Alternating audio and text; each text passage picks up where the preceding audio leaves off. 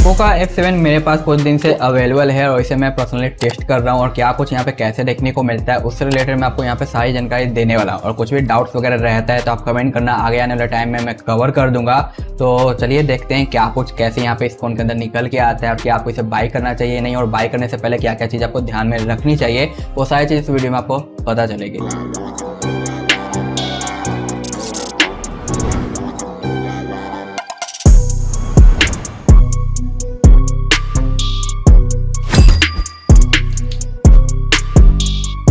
सबसे पहले इस फ़ोन के अनबॉक्सिंग की बात करें क्या कुछ हमें देखने को मिलता है, तो यहाँ पे आपको पहला तो फ़ोन देखने को मिल जाता है, जाहिर सी बात है वो तो मिलने ही वाला है। साथ साथ एक काफ़ी अच्छी क्वालिटी का आपको बैक कवर देखने को मिल जाता है, सिम इजेक्टर टूल मिलता है, कुछ यूजर गाइड आपको मैनुअल देखने को मिल जाता है, साथ साथ 90 वाट का एक सुपर फास्ट हाइपर चार्जर देखने को मिल जाता है, डेटा केबल आपको देखने को मिलता है। बस इतना ही आपको बॉक्स के अंदर नजर आता है, जो कि काफ़ी अच्छी बात है क्योंकि अदर ब्रांड तो भाई चार्जर वगैरह रिमूव कर रहे हैं, लेकिन यहाँ पे दिया गया है जो कि प्लस पॉइंट है। और रही बात इसके डिजाइन की, तो यार डिजाइन पे इस बार रियली में काम किया गया है, वो भी काफ़ी अच्छे तरीके से, क्योंकि अब तक मैंने जितने भी पोको के स्मार्टफोन यूज किए हैं इंडिया में, इंडियन वाले यूनिट, उनमें से सबसे टॉप नॉच बिल्ड क्वालिटी और बाकी other चीज़ें देखने को मिलती है इस फोन के अंदर। क्योंकि यहाँ पे आपको जो बैक है वो ग्लास देखने को मिलता है, प्रोटेक्शन गोरिल्ला ग्लास 7i का दिया गया है, सेम डिस्प्ले पे भी है। और यहाँ पे जो फ्रेम है वो आपको एल्युमिनियम का देखने को मिल जाता है, जिसकी वजह से जो इन हैंड फील है वो रियली में काफ़ी ज़्यादा सुपर्ब है और प्रीमियम फीलिंग आती है जब आप इसे हाथ में होल्ड करते हो। मैं ऑलरेडी यहाँ पे इनका F1, F3,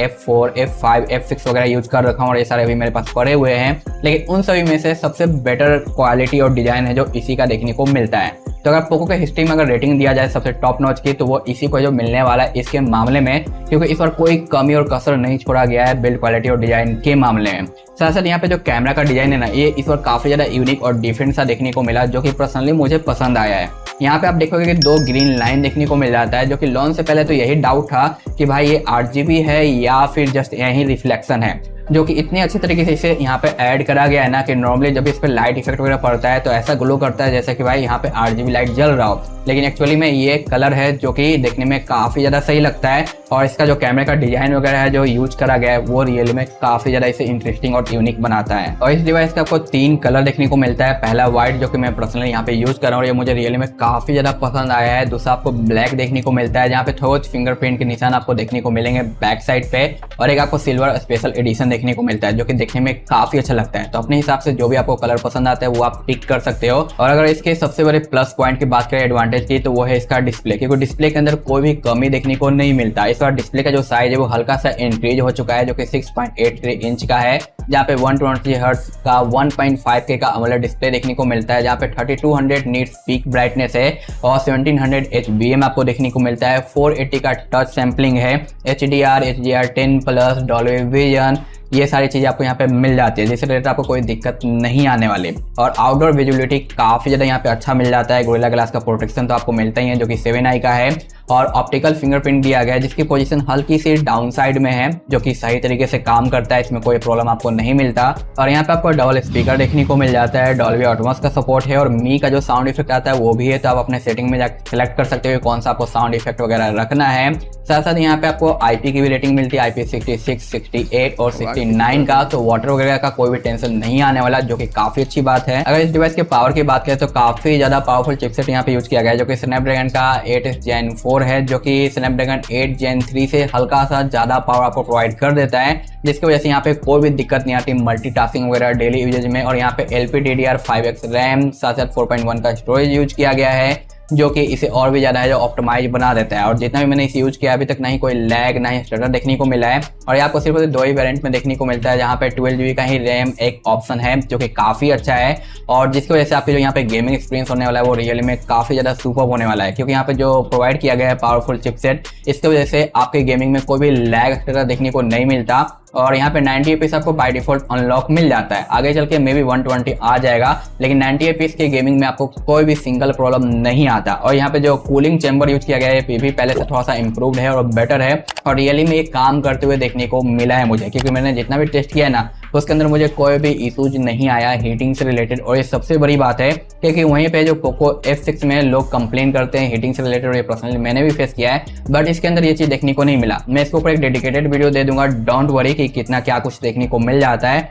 और रही बात इस पावरफुल प्रोसेसर के क्या कुछ स्कोर आते हैं, AnTuTu, CPU टोटल, Geekbench वगैरह, 3D Mark वगैरह, यहाँ पे आपको दिखाई दे देगा। और इससे रिलेटेड मैंने डेडिकेटेड वीडियो ऑलरेडी दे दिया है, लिंक आपको मिल जाएगा डिस्क्रिप्शन में, जाके आप चेकआउट कर लेना कि क्या कुछ टोटल स्कोर वगैरह देखने को मिलता है। इस फोन के साथ पावरफुल तो आपको चिपसेट देखने को मिल जाता है, लेकिन इसके बाद बैटरी कैपेसिटी की बात करें तो वो तो यार रियली में नेक्स्ट लेवल का है और अब तक का सबसे लार्जर बैटरी प्रोवाइड करने वाला यह स्मार्टफोन बन जाता है, क्योंकि इंडियन जो यूनिट है वहाँ पे 7550 mAh बैटरी देखने को मिलता है और ग्लोबल में आपको 6500 mAh के बैटरी देखने को मिल जाता है। और यहाँ पे जो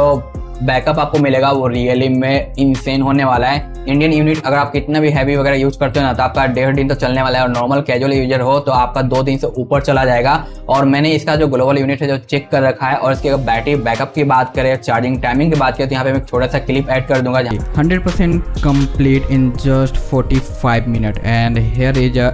actual timing schedule in Aqua battery only on 43 minutes.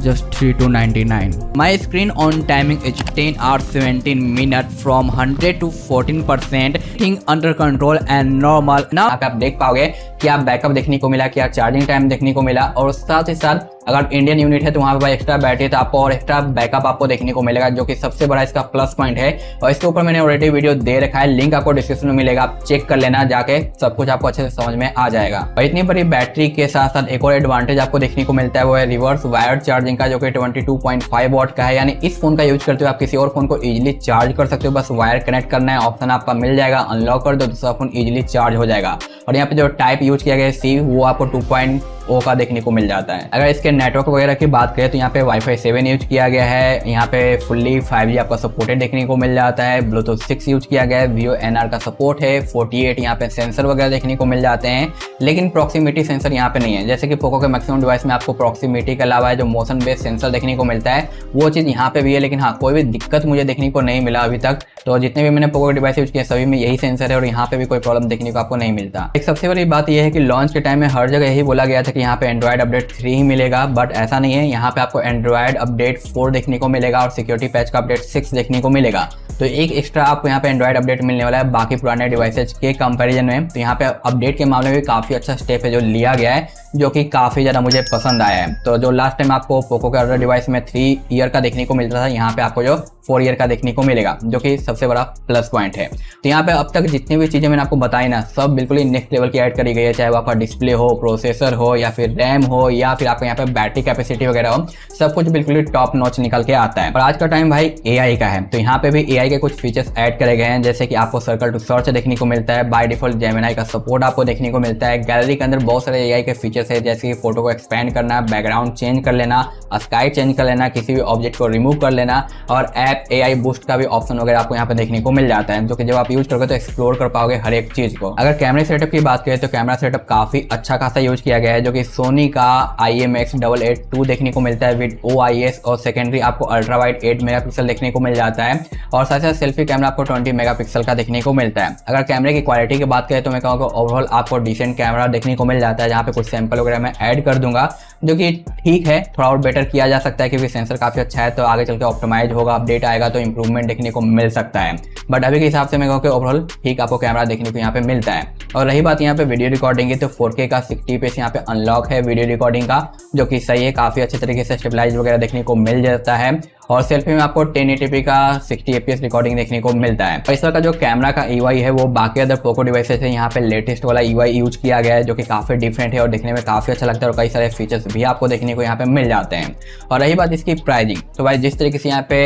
चीजें ऐड करी गई है, प्रोवाइड की जा रही है, उसके हिसाब से जो प्राइसिंग है ना वो रियली में काफी सुपर्ब है और काफी ज्यादा बैलेंस किया गया है। यानी मैं यहाँ पे कह सकता हूँ इजिली ये फोन मार्केट में आने के बाद किल करने वाला है बाकी अदर ब्रांड के फोन को, क्योंकि कोई भी अदर ब्रांड इस प्राइस पॉइंट पे आके इतनी सारी चीजें प्रोवाइड नहीं कर रहा है अभी के टाइम पे। आगे का कहा नहीं जा सकता, क्योंकि यहाँ पे आपको सुपर डिजाइन देखने को मिलता है, बिल्ड क्वालिटी काफी अच्छा देखने को मिलता है, एक पावरफुल चिपसेट देखने को मिल जाता है, साथ साथ यहाँ पे आपका बैटरी अब तक का सबसे लार्जेस्ट प्रोवाइड करने वाला ये बन जाता है। और प्राइस ओनली 30,000 रखा गया है फर्स्ट सेल के अंदर, जहाँ पे आपको एक्स्ट्रा एडवांटेज देखने को मिलता है 2 ईयर की वारंटी प्लस में 1 ईयर का स्क्रीन रिप्लेसमेंट देखने को मिल जाता है, जो कि बहुत अच्छा बना देता है इसे। और अगर आप बाई करने की सोच रहे हो तो मैं कहूँगा फर्स्ट सेल में बाई कर लो, क्योंकि यहाँ पे आपको एक्स्ट्रा एडवांटेज देखने को मिल जाता है, जो कि आपको है जो एक्स्ट्रा 1 ईयर का वारंटी प्लस में स्क्रीन रिप्लेसमेंट वगैरह। बट बाद में आप चाहो तो वो भी चीज़ें देख सकते हो। पहले आप सब कुछ पता कर लो इस फोन के बारे में, क्या है कैसे नहीं है कैसे क्या है, उसके बाद आप डिसीजन लेना। और कुछ भी और चीज़ आपको चेक करवानी है तो कमेंट करना, मैं इसके ऊपर वीडियो लेके आ जाऊंगा।